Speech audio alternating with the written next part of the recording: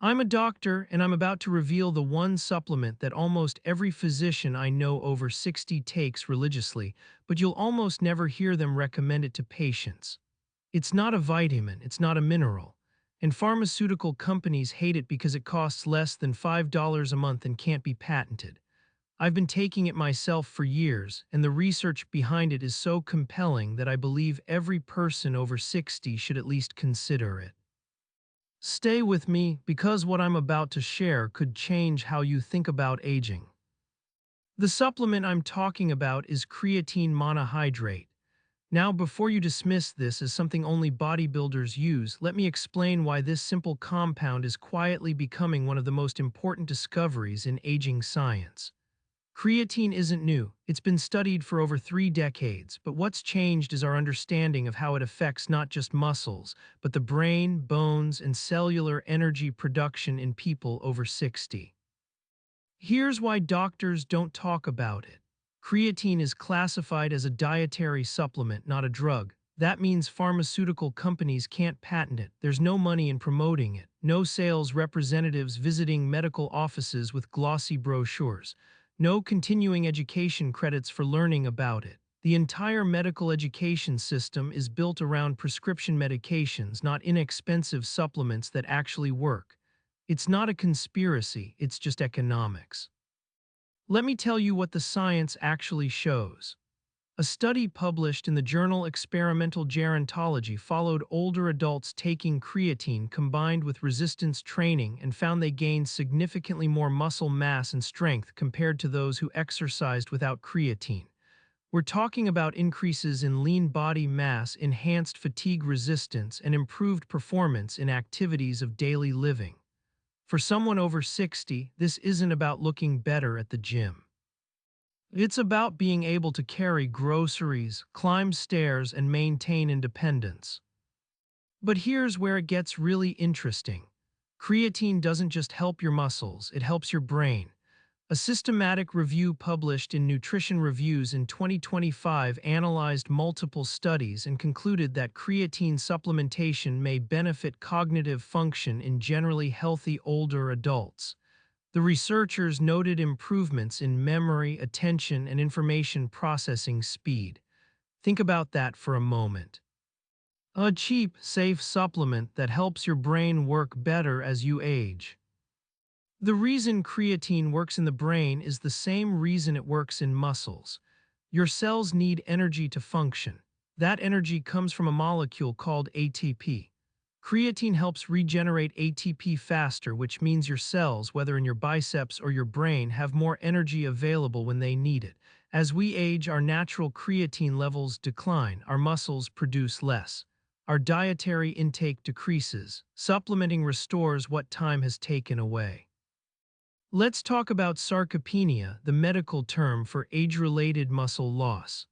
After age 50, you lose approximately 0.8% of your muscle mass per year. Muscle strength declines even faster at about 1.2 to 1.5% per year after age 50. This isn't just about weakness. Sarcopenia is directly linked to falls, fractures, loss of independence, and increased mortality. A meta-analysis published in Frontiers in Physiology in 2024 found that creatine supplementation combined with resistance training significantly increases the results of strength tests in older adults. Now I know what you're thinking. Is it safe? After all, you've probably heard rumors about creatine causing kidney damage or dehydration. Let me put those myths to rest. Multiple long-term studies have confirmed that creatine monohydrate is safe for healthy adults when taken at recommended doses. The International Society of Sports Nutrition has stated that creatine is one of the most well-researched and safest supplements available. Of course, if you have existing kidney disease, you should consult your doctor before taking any supplement. Here's something that really surprised me when I first learned it. Creatine may help your bones too. A study found that creatine supplementation combined with resistance training resulted in a greater increase in bone mineral density compared to resistance training alone. For someone over 60, especially women at risk for osteoporosis, this is significant. You're not just protecting your muscles, you're potentially protecting your skeleton as well. The cognitive benefits deserve more attention. A pilot study conducted at the University of Kansas Medical Center in 2025 tested creatine supplementation in Alzheimer's patients aged 60 to 90. After 8 weeks of taking 20 grams of creatine daily, participants showed moderate improvements in cognitive function. Now, this was a small preliminary study and more research is needed.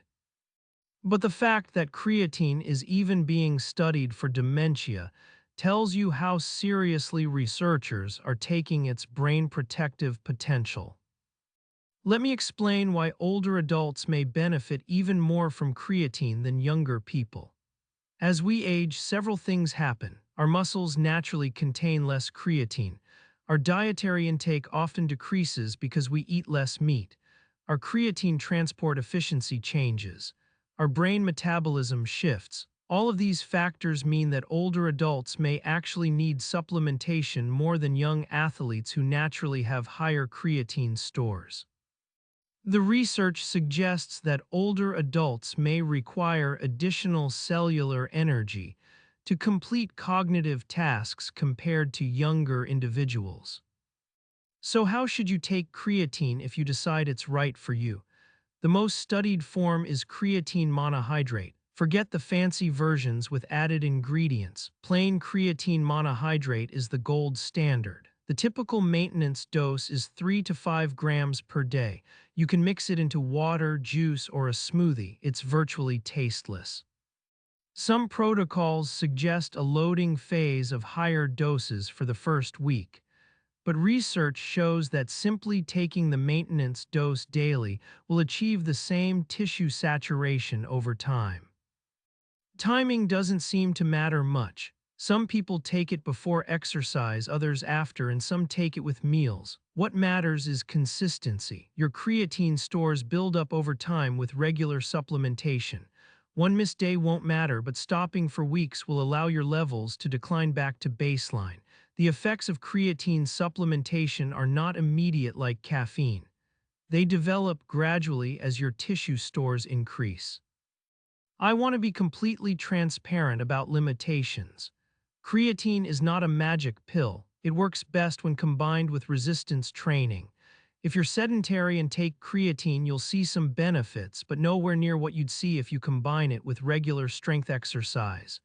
The research consistently shows that the combination of creatine plus resistance training produces greater improvements than either intervention alone.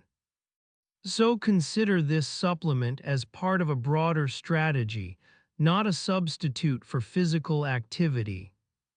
There are also individual variations in response. About 20 to 30% of people are what researchers call non-responders. Their muscle creatine levels don't increase as much with supplementation, often because they already have naturally high levels. You won't know if you're a responder until you try. Most people notice subtle improvements in exercise recovery, energy, and mental clarity within the first few weeks. What about the pharmaceutical industry's alternative? Statins for heart disease, blood pressure medications, drugs for diabetes. Each of these addresses a symptom while often creating side effects that require additional medications. Meanwhile, creatine addresses the fundamental problem of cellular energy decline with aging, supports muscle, brain, and bone health simultaneously, and costs a few cents per day. I'm not saying you should stop taking prescribed medications. I'm saying there might be safe, effective supplements your doctor hasn't mentioned. Let's address common concerns. Does creatine cause water retention? Yes, creatine draws water into muscle cells. This is actually part of how it works, creating a more anabolic environment for muscle protein synthesis. The weight gain from creatine is mostly intramuscular water, not bloating or fat. For older adults concerned about kidney function, multiple studies have shown no negative effects on kidney markers in healthy individuals taking normal doses. The evidence for creatine in older adults continues to grow. A 2024 study in Frontiers in Physiology stated that creatine monohydrate supplementation during resistance training serves as a safe and effective approach to counteract the progression of sarcopenia. Researchers noted it increases lean tissue mass and strength compared to placebo and resistance training alone. This isn't fringe science. This is mainstream research published in reputable journals. I'll tell you exactly what I do. I take 5 grams of creatine monohydrate every morning mixed into my coffee. It dissolves completely and has no taste. I've been doing this for years. I combine it with resistance training 3 times per week. At my age, I'm not trying to become a bodybuilder. I'm trying to maintain the muscle mass, bone density, and cognitive function I need to stay active, independent, and mentally sharp for as long as possible. If you're considering creatine, here's my practical advice. Start with 3 to 5 grams daily of pure creatine monohydrate. Buy it in powder form from a reputable manufacturer. Avoid products with added ingredients, artificial sweeteners, or proprietary blends. Take it consistently, ideally at the same time each day. Combine it with resistance exercise at least twice per week, and give it time. The benefits accumulate over weeks and months, not days. Talk to your doctor before starting any new supplement, especially if you have kidney disease, are taking medications, or have other health conditions. While creatine is remarkably safe for most people, your physician knows your complete medical history and can help you make an informed decision. Don't be surprised if your doctor hasn't heard much about creatine for aging. Most medical education focuses on pharmaceuticals, not supplements. The bottom line is this. Creatine monohydrate is one of the most researched, safest, and most effective supplements available for adults over 60. It supports muscle mass, strength, bone density, and cognitive function. It costs almost nothing compared to prescription medications, and yet most doctors won't mention it because it falls outside the pharmaceutical model of medicine. Now you know the secret that many physicians keep for themselves. If you found this information valuable, share it with someone over 60 who needs to hear it. And if you want to learn more about how to combine creatine with the right exercises for maximum benefit after 60, I cover that in my next video. Subscribe so you don't miss it, because the combination of the right supplement with the right training can make the difference between struggling and thriving as you age.